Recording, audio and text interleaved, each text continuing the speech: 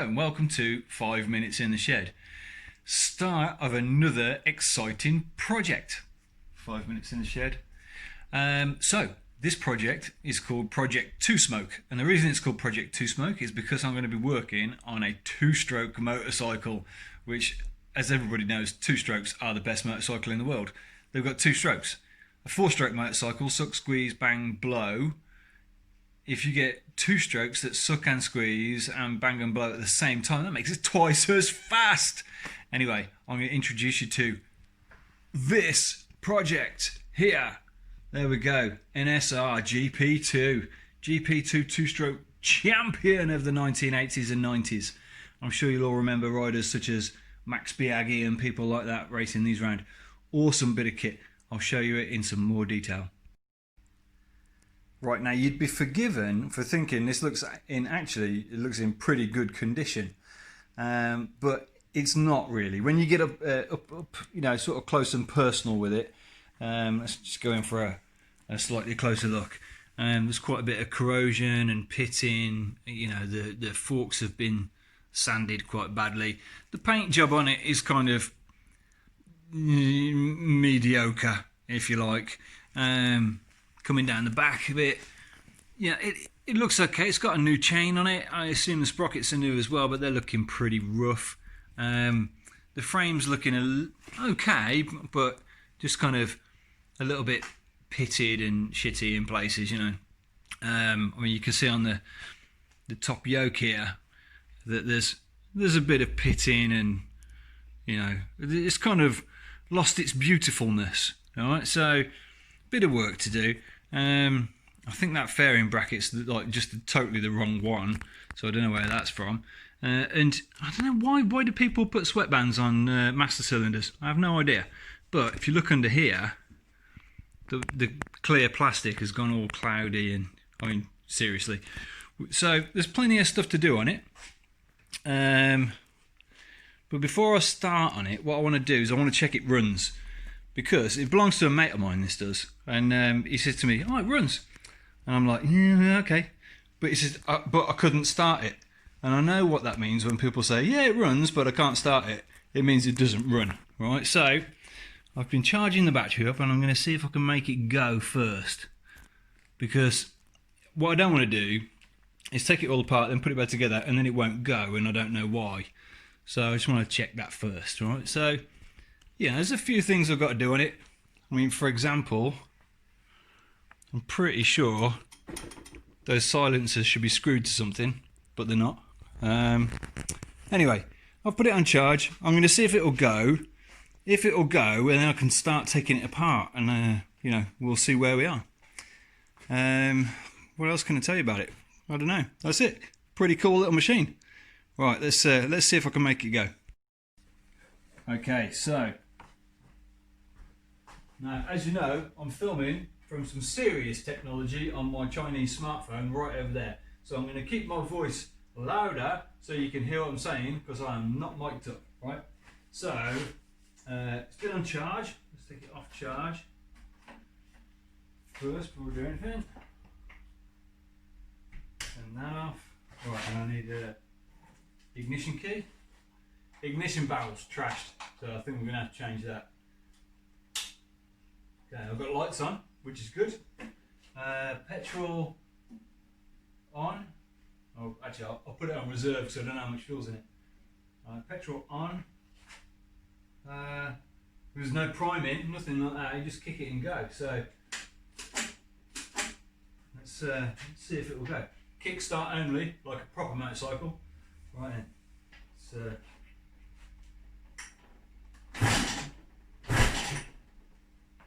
Choke on. Give that a go. Promising. Kick me back. That means it'll go now. Bit of fuel in it.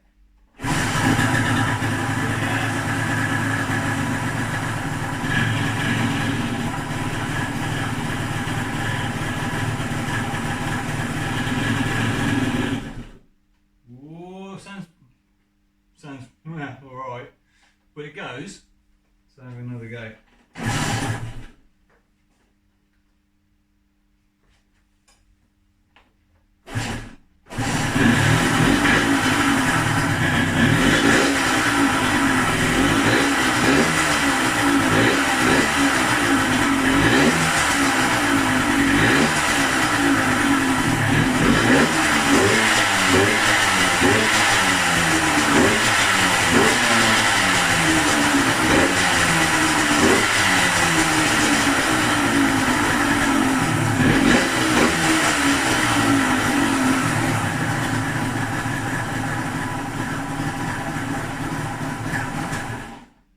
Well, that runs, and I tell you what, it smells gorgeous, honestly. Right, so we're on a bit.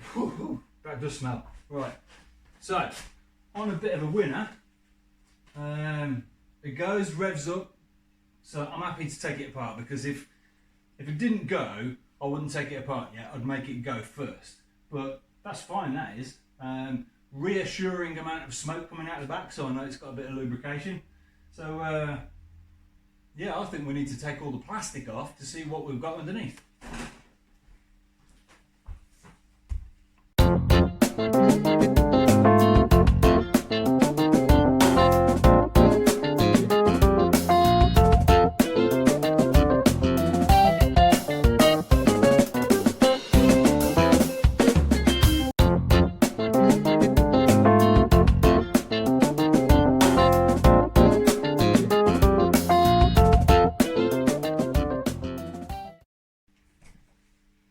Okay, so taking its clothes off.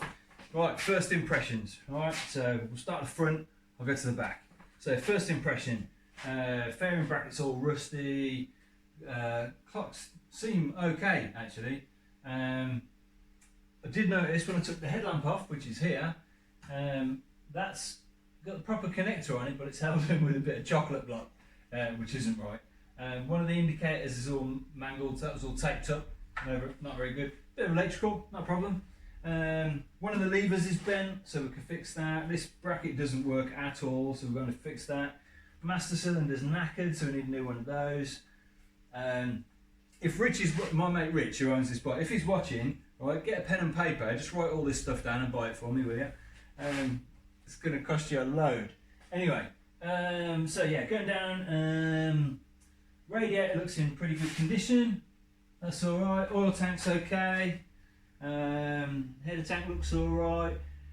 I tell you what, these exhausts, these are not Honda exhausts, right? There's no way in the world Honda would make exhaust pipes like that. The original Honda ones are kind of painted black, made out of about 3 bits welded together. These are proper trick ones, mate. So I don't know what they are, but we're keeping them. So foot pegs and that look okay. They'll all need polishing up. The the bit of the suspension, right? I don't know if you've ever ridden this or not, but that was kind of just hanging in the fairing, right? So that's not very good. We need to fix that. That exhaust is actually screwed on. This one isn't at all.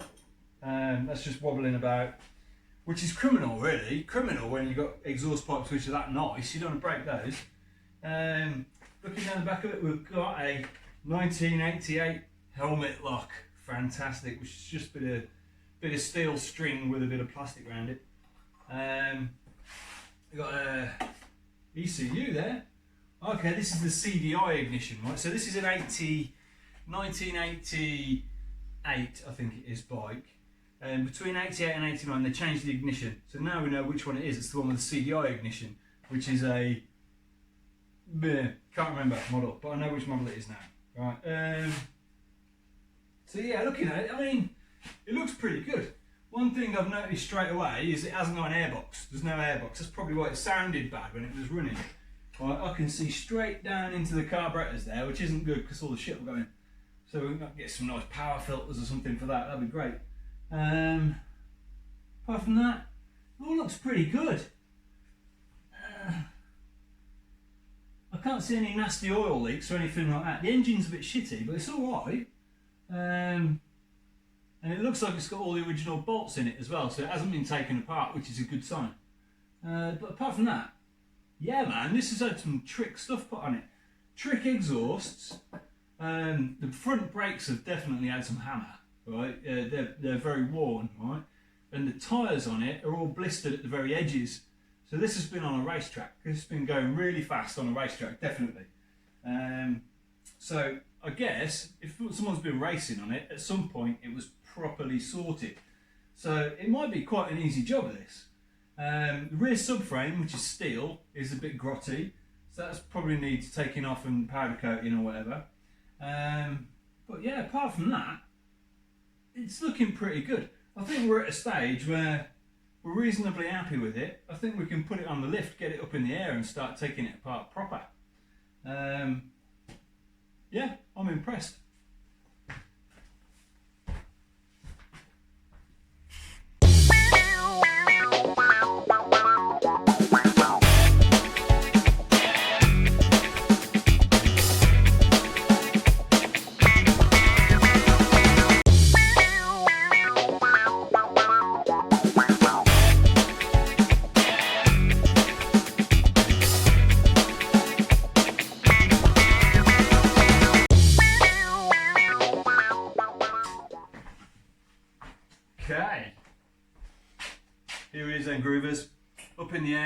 the stand ready to go. I just took the fuel tank off actually, right? I should have filmed it.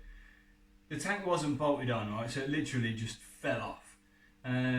But the fuel pipe, which is this one here, hasn't even got a Jubilee clip around it. No pipe clip at all. It was just pushed on, loose, right? So apart from being in danger of setting on fire, you know, it's probably okay to ride. Apart from the carbs being wide open and all the shit going into the reed valve block, apart from that, it's probably okay to ride. And I have noticed the coolant pipe here is frayed through, and how it's not leaking, I don't know, but there's only half a tank of coolant in it anyway. So apart from that, it's okay to ride. Obviously the suspension stuff is all hanging off it, but you know, it's alright, it's okay to ride. Now, I think my mate actually rode this, obviously not very far, you know, because he's, you know, he rides like 3 miles, you know what I mean, and then he's tired. Anyway, it looks pretty good. I mean, it has got to all come apart. Definitely, it has got to all come apart. But I'm looking around it. It's looking pretty. I was going to take the mudguard off, but you need to take the wheel out to do that. But yeah, lovely they are. Engine looks pretty sweet. Actually, everything looks pretty sweet, but it all needs just a bit of TLC. And when that's all done, this is going to be a proper lovely machine. So, all ready now for the main disassembly. So I think I'm going to call it an evening and say thanks for watching, like and subscribe. If you've got any mates who are into Hondas, just feel free to share. It's kind of unusual for me. I have owned 2 Hondas in the past, but I'm not really a big Honda man. But this is definitely very different to my 404 I once owned and my Africa Twin. They're both very different machines. This is a racing bike, proper racing bike. Doesn't matter if it's a Honda, Suzuki, whatever. It's a GP2 bike, which is wicked. Right, like and subscribe.